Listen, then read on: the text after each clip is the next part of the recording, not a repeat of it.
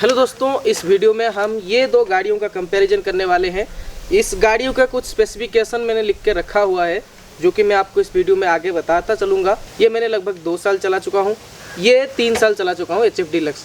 इन दोनों गाड़ियों में क्या डिफरेंस रहा है, एक मैंने महाराष्ट्र से ख़रीदा था, एक मैंने ख़रीदा था उड़ीसा से।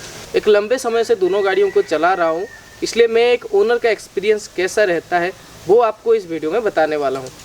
तो पहले अगर बात करें इन दोनों गाड़ियों के पावर की, इंजन की, तो उन सब से हम पहले शुरुआत करते हैं। ये जो गाड़ी है ये है 2022 का मॉडल, ये जो गाड़ी है ये है 2021 का मॉडल। इन दोनों में जो इंजन लगे हैं वो बिल्कुल सेम है। 100 सीसी का इंजन है, 100 सीसी बोलते हैं, 97 सीसी आता है। मैक्सिमम पावर इसका है 5.9 kW एट 8000 RPM और इसका मैक्सिमम टॉर्क है 8.05 Nm एट 6000 RPM। दोनों गाड़ियों में FI टेक्नोलॉजी आता है। i3S टेक्नोलॉजी इन दोनों गाड़ियों में नहीं है, लेकिन इसका जो अपर वेरिएंट है इन दोनों में है। बाकी रहता है प्राइस की बात। इन दोनों गाड़ियों में क्या प्राइस रहा था तो मैं अगर आपको बता दूं, ये जो गाड़ी है स्प्लेंडर प्लस, ये थोड़ा ज़्यादा प्राइस का रहता है, लगभग 5 से 6 हज़ार का डिफरेंस रहता है। HF डीलक्स जो है वो मैंने उड़ीसा से 79,000 का लिया था, ये बता रहा हूँ ऑन रोड प्राइस। और ये जो गाड़ी था ये मैंने 86,000 में लिया, 85,000 में लिया था ये गाड़ी। तो लगभग हमेशा इन दोनों गाड़ियों में 5 से 6 हज़ार का प्राइस डिफरेंस आपको देखने को मिलेगा। जो इसका अपर वेरिएंट है, अगर आप इसके दूसरे वेरिएंट में जाएंगे, जैसे कि आजकल एक्सटेक एक मॉडल आ रहा है, उन वेरिएंट में अगर आप जाएंगे तो आपको प्राइस में ज़्यादा डिफरेंस देखने को मिलेगा। इंजन की बात हो गई तो टायर की बात कर लें, दोनों गाड़ियों में लगभग सेम टायर है, लेकिन ट्यूबलेस टायर स्प्लेंडर में आपको देखने को मिलेगा। स्प्लेंडर में आगे और पीछे दोनों तरफ आपको ट्यूबलेस टायर देखने को मिलेगा, लेकिन HF डीलक्स में आपको ट्यूबलेस टायर देखने को नहीं मिलेगा। HF डीलक्स में आपको नॉर्मल टायर देखने को मिलेगा। दोनों गाड़ियों में आपको 18 इंच के एलॉय व्हील्स देखने को मिल जाते हैं और टायर साइज में भी थोड़ा डिफरेंस देखने को मिलता है। इसमें 80/100 का आगे और पीछे दोनों तरफ मिलता है। इसमें 4PR/42P इसके वेबसाइट पे लिखा था, पर मुझे तो दोनों टायर सेम ही लग रहे हैं, क्योंकि जब से मैंने लाया हूँ मुझे तो दोनों टायर सेम ही लग रहे हैं। बस पीछे का इसका जो HF डीलक्स का टायर है तो थोड़ा चौड़ा है आगे के सामने। सस्पेंशन दोनों गाड़ियों में सेम है। आगे की तरफ टेलीस्कोपिक हाइड्रोलिक सस्पेंशन सामने की तरफ देखने को मिलेगा। पीछे की तरफ जो सस्पेंशन है वो HF डीलक्स में आपको थोड़ा जो स्प्लेंडर गाड़ी है उसका जो पीछे का सस्पेंशन है वो थोड़ा बेहतर देखने को मिलेगा HF डीलक्स के मुकाबले। HF डीलक्स में थोड़ा इसका सस्पेंशन थोड़ा कम क्वालिटी का है, मतलब 2 स्टेप एडजस्टेबल है HF डीलक्स का, और जो स्प्लेंडर है उसमें 5 स्टेप एडजस्टेबल है, जिसका फ़र्क आपको देखने को मिलेगा। अगर आप ऊबड़ खाबड़ वाले रास्ते में जाते हैं ना थोड़ा डिफरेंस आपको देखने को मिलेगा। इसमें स्प्लेंडर आपको थोड़ा बेटर स्टेबिलिटी देखने को मिलेगा, आपको थोड़ा बेटर कंफर्टेबिलिटी मिलेगा स्प्लेंडर में HF डीलक्स के मुकाबले। और ब्रेकिंग सिस्टम दोनों गाड़ियों में सेम ही है। दोनों में आपको IBS इंटीग्रेटेड ब्रेकिंग सिस्टम मिल जाता है, ड्रम ब्रेक दोनों में मिल जाता है। इसमें आपको डिस्क ब्रेक का ऑप्शन नहीं मिलता है। इसमें आपको 130 mm के ड्रम ब्रेक आगे तरफ और पीछे तरफ दोनों गाड़ियों में, HF डीलक्स और आपका स्प्लेंडर दोनों गाड़ियों में 130 mm के ड्रम ब्रेक मिलता है, और दोनों गाड़ियों में इंटीग्रेटेड ब्रेकिंग सिस्टम मिलता है जो कि हीरो का आता है। और आजकल कुछ गाड़ियों में किक स्टार्ट नहीं दे रहा है, लेकिन इन गाड़ियों में किक स्टार्ट और सेल्फ स्टार्ट दोनों आपको अवेलेबल मिल जाएंगे।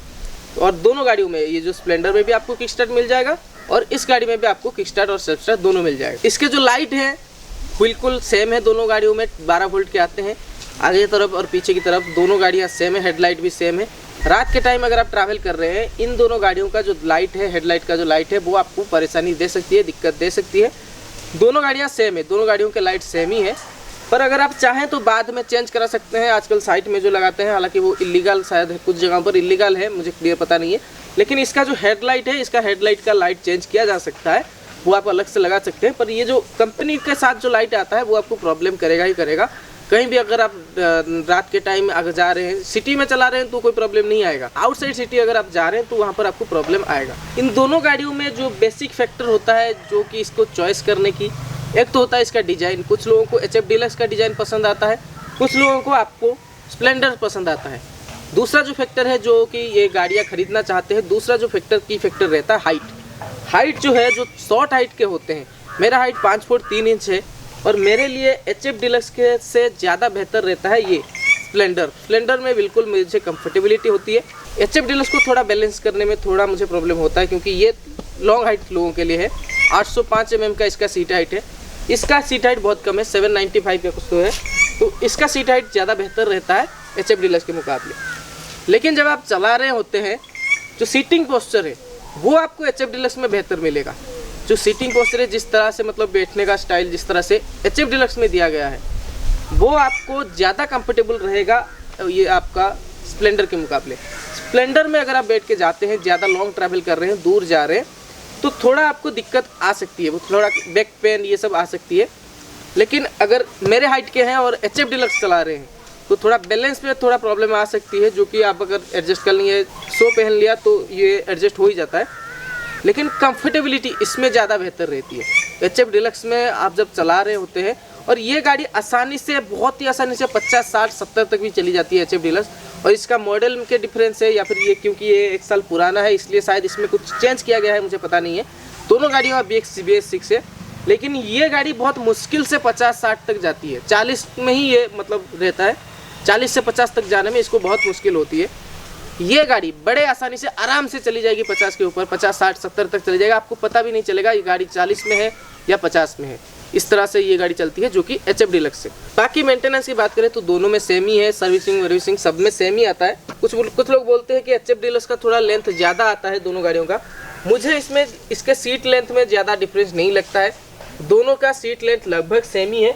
इसका ओवरऑल लेंथ थोड़ा ज़्यादा हो जाता है क्योंकि इसमें जो कैरियर दिया गया है इसलिए HF डीलक्स के मुकाबले जो स्प्लेंडर का ओवरऑल लेंथ जो है वो थोड़ा ज़्यादा हो जाता है, वरना सीट में कोई ज़्यादा डिफरेंस है नहीं। विड्थ जो है, जो चौड़ाई है, वो दोनों गाड़ियों का सेम है। इसका भी 720 mm, इसका भी 720 mm। हाइट जो है इसका 1052 mm है, इसका जो है 1045 mm है। ये मतलब ओवरऑल हाइट का बोल रहे हैं, टोटल हाइट का। लेकिन सीट हाइट जो है इसका आएगा आपको 805 mm, जो कि HF डीलक्स का है।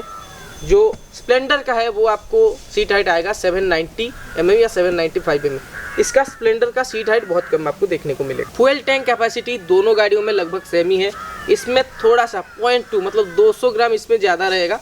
9.8 लीटर इसमें है, 9.6 लीटर का फ्यूल टैंक कैपेसिटी आपको देखने को मिलेगा HF डीलक्स में। अभी का अगर एक्स शोरूम प्राइस की बात करें, ऑन रोड प्राइस में थोड़ा डिफरेंस आपको आ जाएगा, हर स्टेट में डिफरेंट होता है। लेकिन अगर एक्स शोरूम प्राइस उड़ीसा की बात करें, अभी जो इसका प्राइस है, HF डीलक्स का प्राइस है यहाँ पर 70,000 का, 70,000 में आपको एक शोरूम प्राइस आएगा HF डीलक्स।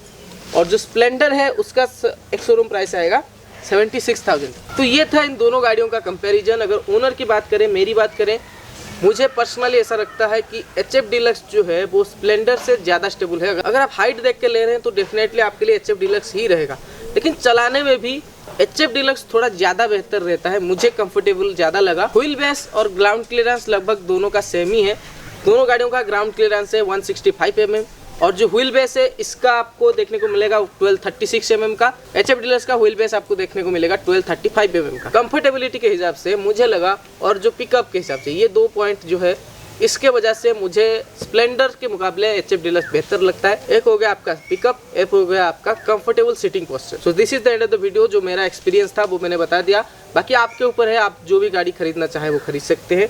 आप खुद जाके देखिए आपके लिए कौन सा ज़्यादा कंफर्टेबल रहता है, आप चला के देखिए, आप टेस्ट राइड लेके देखिए, जो आपके लिए कंफर्टेबल रहता है वो आप लीजिए। ये गाड़ियाँ दोनों मेरी पर्सनल गाड़ियाँ हैं, मुझे कंपनी ने नहीं दिया गया है, तो बाकी आपके ऊपर है कौन सा गाड़ी आपके लिए कंफर्टेबल रहता है। This is the end of the video. Thanks for watching this video. Thank you.